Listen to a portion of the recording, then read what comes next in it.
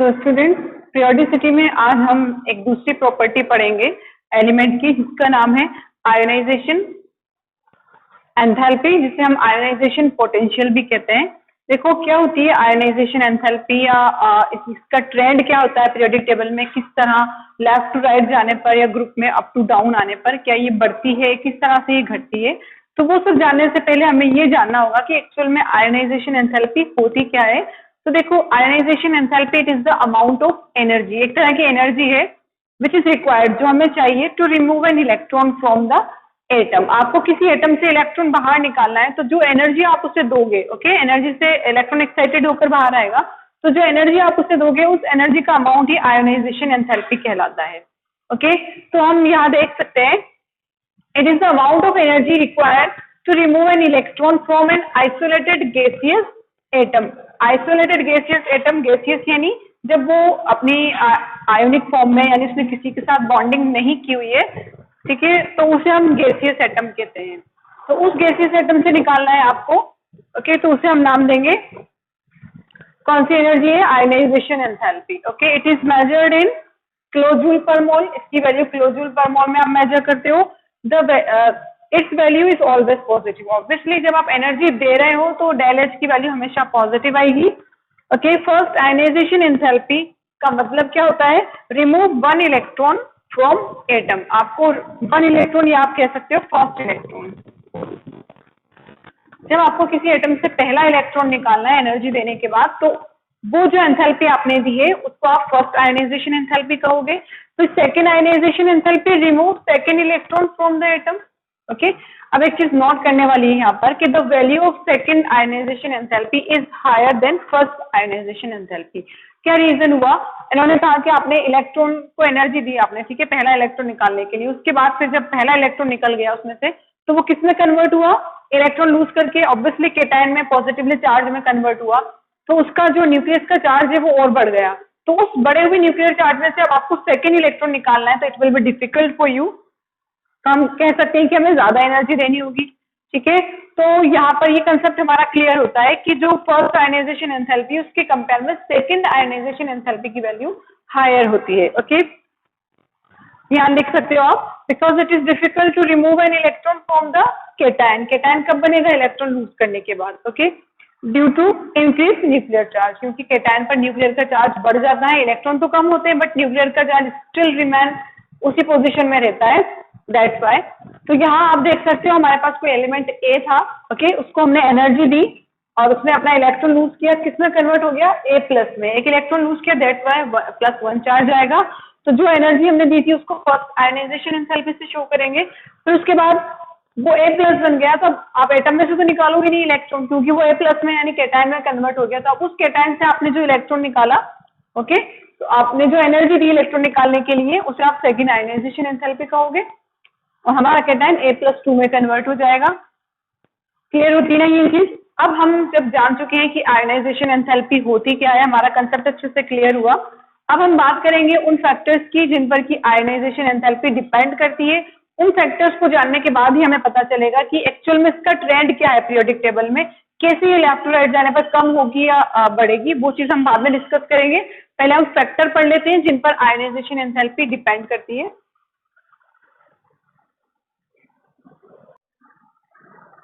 Ionisation enthalpy को affect करने वाले जो फैक्टर्स हैं उनसे हमें इसका पीरियोडिसिटी ट्रेंड अच्छे से पता चलेगा। तो सबसे पहला फैक्टर हम देख लेते हैं एटॉमिक साइज। एटम का साइज क्या लगता है आपको कि साइज के बड़े होने से किस तरह, या साइज के छोटे होने से किस तरह जो हमारी आयोनाइजेशन एंथैल्पी अफेक्टेड होगी। देखो, साइज का बड़ा होना, जितना बड़ा साइज होगा इलेक्ट्रॉन्स की दूरी न्यूक्लियस से उतनी ही ज्यादा बढ़ती जाएगी, यानी इलेक्ट्रॉन्स न्यूक्लियस से दूर होते जाएंगे और न्यूक्लियस का जो पावर है वो उन इलेक्ट्रॉन्स पर कम होता जाएगा। That's why it will be easier to remove that electron.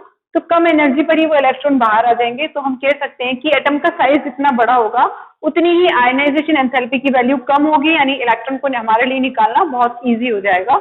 तो यहाँ हम देख सकते हैं कि जो आयोनाइजेशन एंथैल्पी है वो इनवर्सली प्रोपोर्शनल है एटॉमिक साइज के, और जितना छोटा साइज एटम का होगा न्यूक्लियस का पावर इलेक्ट्रॉन्स पर उतना ही ज्यादा होगा, न्यूक्लियर का चार्ज उतना ही ज्यादा होगा, और हमारे लिए इलेक्ट्रॉन्स को निकालना थोड़ा डिफिकल्ट हो जाएगा। तो सेकंड हम पढ़ लेते हैं न्यूक्लियर चार्ज। ऑब्वियसली जब एटम का साइज न्यूक्लियर चार्ज से अफेक्ट हो रहा था, तो न्यूक्लियर चार्ज तो अपने आप में एक फैक्टर है, वो भी क्या करेगा, जितना ज्यादा न्यूक्लियर का चार्ज होगा उतना ही हमारे लिए डिफिकल्ट होता जाएगा इलेक्ट्रॉन को निकालना, यानी हमें ज्यादा आयनाइजेशन एंथैल्पी देनी होगी। तो हम कह सकते हैं कि increasing nuclear charge will increase the capacity of nucleus to hold more tightly the electrons, which result in the increment of ionization enthalpy। हम कह सकते हैं ionization enthalpy डायरेक्टली प्रोपोर्शनल है न्यूक्लियर चार्ज के। ओके, दो फैक्टर आपको समझ में आए। थर्ड है stable electronic configuration. Stable electronic configuration कौन से होते हैं, पहले भी डिस्कस कर चुके हैं हम, हाफ फिल्ड और फुल फिल्ड। तो हमें क्या लगता है स्टेबल है, यानी स्टेबल से अगर आपको कोई चीज लेनी है उससे तो आपके लिए थोड़ा मुश्किल हो जाएगा। तो स्टेबल कॉन्फ़िगरेशन में से आपको ज्यादा एनर्जी देनी होगी, वहां भी आपकी आयनाइजेशन एंथैल्पी हायर हो जाती है। फिर उसके बाद फोर्थ और लास्ट फैक्टर हम अगर डिस्कस करें तो सबशेल इफेक्ट उसे हम कहते हैं। देखो एस सबशेल से इलेक्ट्रॉन को निकालना थोड़ा हमारे लिए डिफिकल्ट है क्योंकि एस ज्यादा नजदीक होते हैं न्यूक्लियस के, उसके बाद p d and then f. तो ये हमारे लिए सबशेल इफेक्ट हो गया। आई होप ये फैक्टर्स आपके क्लियर हुए होंगे। Atomic size, okay, nuclear charge और उसके अलावा आपका हाफ फिल्ड और फुल फिल्ड ऑर्बिटल्स का इलेक्ट्रॉनिक कॉन्फ़िगरेशन, ये कुछ फैक्टर्स हैं जो आयनाइजेशन एंथैल्पी की वैल्यू को कम या ज्यादा करते हैं। अब इन्हीं फैक्टर्स को लेकर हम बात करेंगे, किसकी, हम बात करेंगे पीरियोडिसिटी की, यानी आयनाइजेशन एंथैल्पी को लेकर पीरियोडिक टेबल में क्या ट्रेंड देखने को मिलता है। जैसे देखो एटॉमिक साइज की अगर बात करो, लेफ्ट टू राइट जाने पर एटॉमिक साइज क्या होता है, डिक्रीज होता है। ये हम कह सकते हैं कि लेफ्ट टू राइट जाने पर न्यूक्लियर चार्ज बढ़ता है। तो साइज का डिक्रीज होना यानी आयनाइजेशन एंथैल्पी का बढ़ना, क्योंकि साइज के जस्ट इनवर्सली प्रोपोर्शनल है। और न्यूक्लियर चार्ज बढ़ रहा है, न्यूक्लियर चार्ज के आयनाइजेशन एंथैल्पी डायरेक्टली प्रोपोर्शनल है, तो न्यूक्लियर चार्ज के साथ साथ आयनाइजेशन एंथैल्पी की वैल्यू भी इंक्रीज होगी। सेम ऐसे ही ट्रेंड हमें कहाँ देखने को मिलता है, ग्रुप में देखने को मिलता है। ओके, अब एक चीज ध्यान में रखना कि इसमें कुछ हमें एक्सेप्शंस देखने को मिलते हैं, जैसे कि हम मान के चलते हैं कि लेफ्ट टू राइट जाने पर इंक्रीज होगी या डाउन जाने पर डिक्रीज होगी। तो कुछ एक्सेप्शन है, उन एक्सेप्शंस को हम अपने नेक्स्ट वीडियो में डिस्कस करेंगे। तब तक आप इसे नोट डाउन करो। Thanks for watching.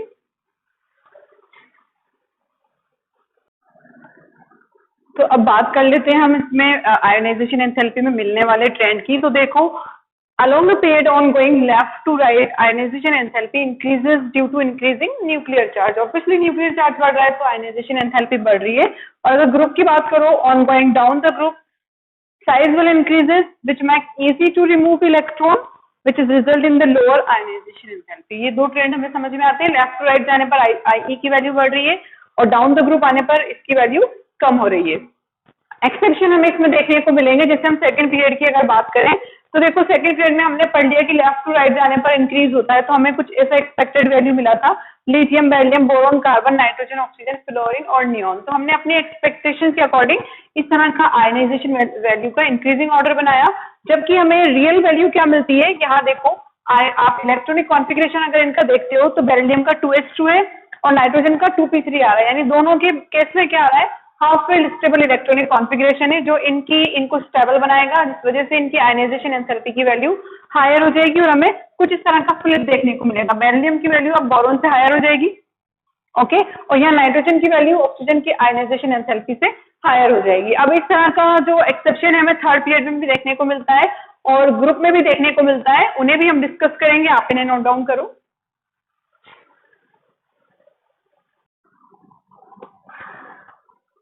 तो स्टूडेंट्स अब हम देख लेते हैं पीरियड नंबर थर्ड में मिलने वाले एक्सेप्शन की। देखो पीरियड नंबर थर्ड में हमारा sodium, magnesium, aluminium, silicon, phosphorus, sulphur, chlorine and argon. Okay, left to right. तो जब हमें पता है लेफ्ट टू राइट जाने पर पीरियड में क्या होता है, न्यूक्लियर चार्ज बढ़ता है, तो ऑब्वियसली साइज छोटा होता है और साइज छोटा होने पर हमें उस पर्टिकुलर इलेक्ट्रॉन को निकालने के लिए बहुत ज्यादा एनर्जी देनी पड़ती है। तो आयनाइजेशन एंथैल्पी की वैल्यू जो है इंक्रीज हो जाती है in case of we are going left to right. Okay, तो हम कह सकते हैं कि ठीक है, हमने एक्सपेक्टेड लेफ्ट टू राइट जाने पर जो बढ़ रही है हमारी IE की वैल्यू, वो हमने एक्सपेक्टेड कुछ इस तरह से लिखी। ओके, लेफ्ट टू राइट जाने पर हमें बढ़ी हुई मिल रही है, ऐसा हमने एक्सपेक्ट किया। बट देखो जब हमने इलेक्ट्रॉनिक कॉन्फ़िगरेशन देखे पर्टिकुलर, तो सोडियम जो कि फर्स्ट ग्रुप में है तो इसका 3s1 हो जाएगा, मैग्नीशियम 3s2, एल्यूमिनियम का 3s2, 3p1, सिलिकॉन का 3p2, फास्फोरस का 3p3, सल्फर का 3p4, क्लोरीन का 3p5 और ऑर्गन का 3p6 हो गया।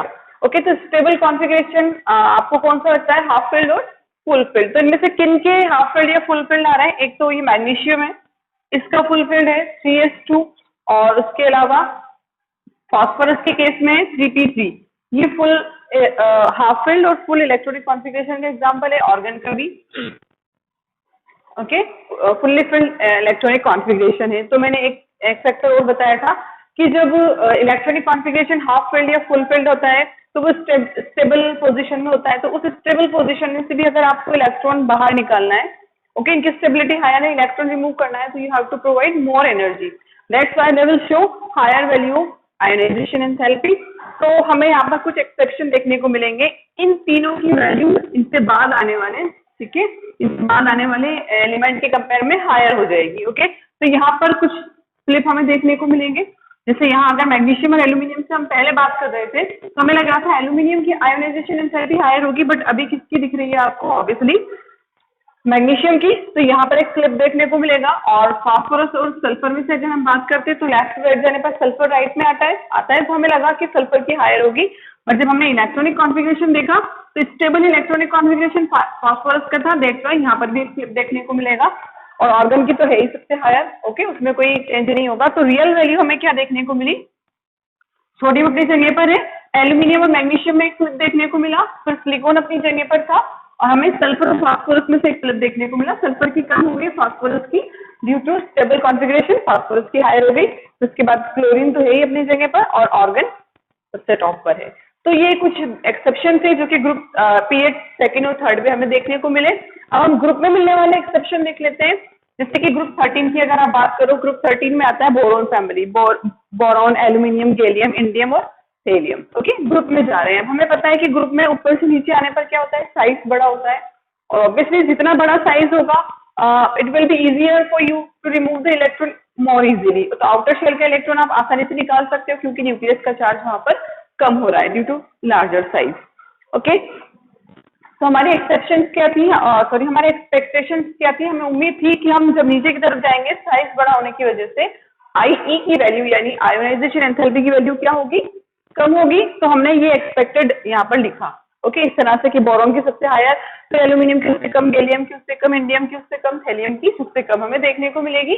बट यहाँ पर हमें देखो कुछ, जब हमने एक्चुअल में रियलिटी देखी तो हमें इस तरह का ग्राफ देखने को मिला, W जिसे आप कह सकते हो, ठीक है, आयोनाइजेशन एंथैल्पी और एटॉमिक नंबर के बीच में। ये क्या शो कर रहा है ग्राफ के? जैसे जैसे एटॉमिक नंबर बढ़ रहा है IE की वैल्यू कम होनी चाहिए, एटॉमिक नंबर बढ़ना है यानी साइज का बढ़ना, ठीक है। बट हमें कुछ इस तरह का ग्राफ देखने को मिला W, जिसमें बोरॉन, ओके, सबसे हायर बोरॉन की थी, ऑब्वियसली बोरॉन की है। उसके बाद एल्यूमिनियम की एकदम डाउन चली गई, बोरॉन से बहुत कम हो गई, और बोरॉन के से थोड़ी कम किसकी हुई? गैलियम की, बहुत ज्यादा फ्लिप देखने को मिला। फिर उससे कम इंडियम की, ओके, फिर टेलुरियम की बोरॉन के बाद आ रही है, ठीक है। ये आयोनाइजेशन एंथैल्पी आप W के ग्राफ से आप समझ लेना अच्छे से। तो हमने जब रियलिटी में ग्राफ देखा तो हमें ऐसा देखने को मिला, बोरॉन की तो सबसे हायर थी, बोरॉन के जस्ट बाद किसकी आनी चाहिए थी? एल्यूमिनियम की, okay, according to the expectations. But I किसकी? टेलुरियम की। ओके, ये देखो ग्राफ से भी देखने को मिल रहा है, ये बोरॉन की है, फिर उसके बाद सबसे हायर टेलुरियम की है, फिर गैलियम आता है, ओके, फिर एल्यूमिनियम, और सबसे लास्ट में इंडियम आ रहा है, ठीक है। तो सबसे एकदम से एक्सेप्शनली हायर वैल्यू टेलुरियम की हमें देखने को मिली है। अगर आपको याद हो तो टेलुरियम यहाँ पर लैंथेनोइड ग्रुप आ जाते हैं, ओके, लैंथेनोइड की सीरीज स्टार्ट हो जाती है हमारी, मालूम है सबको, F ब्लॉक स्टार्ट हो जाता है।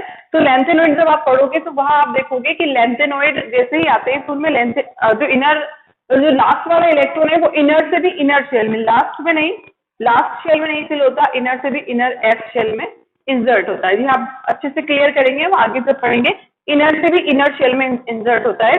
तो उसी वजह से साइज क्या होता है? बहुत ज्यादा छोटा हो जाता है, उसे हम लैंथेनोइड कॉन्ट्रैक्शन कहते हैं। तो लैंथेनोइड के जो एलिमेंट्स है उसका साइज बहुत छोटा होता है। उसके पीछे रीजन है कि लास्ट का इलेक्ट्रॉन S में भी नहीं, N-1 में भी नहीं, N-2, यानी लास्ट वाले शेल के भी अंदर से भी अंदर वाला, ओके, दो शेल अंदर वाले F ब्लॉक में इंसर्ट होते हैं। दैट्स व्हाई वहां पर कॉन्ट्रैक्शन देखने को मिलता है। जितना ज्यादा इलेक्ट्रॉन पास होंगे न्यूक्लियस के उतना ही ज्यादा पावरफुल न्यूक्लियस का चार्ज होगा, साइज उतना ही छोटा होगा, तो उसे हम लैंथेनाइड कॉन्ट्रैक्शन कहते हैं। तो साइज का छोटा होना यानी किसका बढ़ना? आयोनाइजेशन एंथैल्पी का हायर हो जाना। दैट्स व्हाई टेलुरियम जो है वो लैंथेनाइड कॉन्ट्रैक्शन की वजह से higher value of ionization enthalpy show करता है। सेम ऐसा ही एक्सेप्शन आप किस में देख सकते हो, ग्रुप 14 में, कार्बन फैमिली में भी आपको ये देखने को मिलेगा। उसमें भी आप देखना, आप बुक से अगर देखोगे तो कुछ इस तरह का ग्राफ देखने को मिलेगा।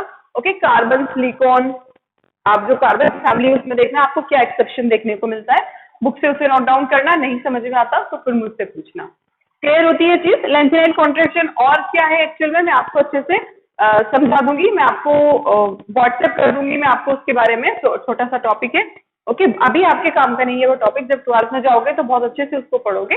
आज के लिए इतना काफी है। Thanks for watching.